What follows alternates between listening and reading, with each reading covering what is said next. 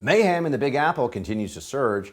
Here's just a brief list of some recent acts of violence that have occurred in New York City, as reported by the New York Post.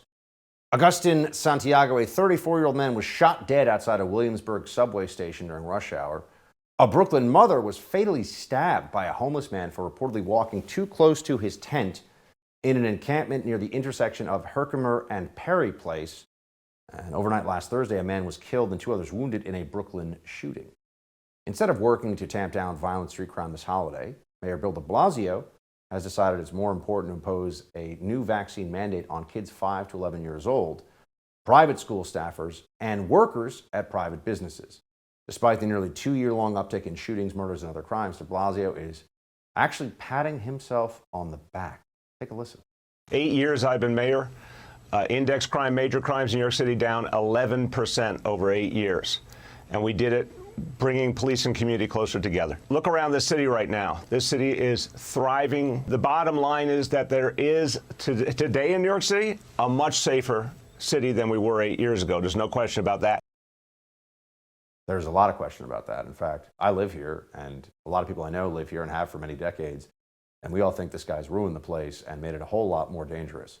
We'll have more on why de Blasio goes down as the worst mayor in history in the Buck Brief.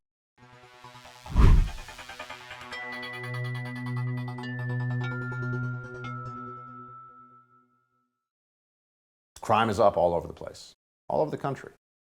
They can try to change the subject to the January 6th insurrection. They can do whatever they want, but it won't change the reality. Crime is up. Why is that happening? Why during a pandemic, when at different points we even had lockdowns where people weren't interacting with each other, why is there more violent crime going on?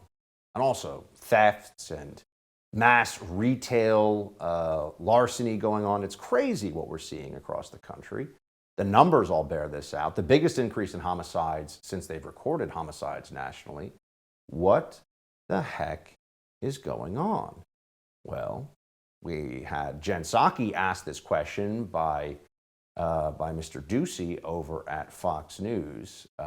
Peter Ducey, that is. Here he is asking the question. Here's her answer. So the final one would be, just in the last week, we saw a New York Post item about a pickpocket with more than 30 arrests back out on the street. We've seen an arsonist burn down a $500,000 Christmas tree in New York City back out on the streets. Does the president think that that's good governing? Again, I think I've spoken to the president's concerns about retail theft. If you have specific, and the actions we've taken for specific cases, I would point you to the local police departments or the Department of Justice. Just a total dodge, right?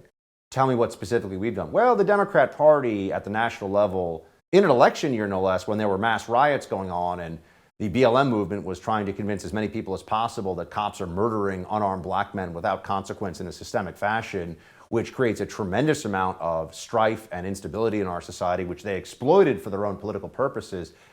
Yeah, I think the Democrat Party has a lot to answer for here. I think anybody who was being honest would see that right away.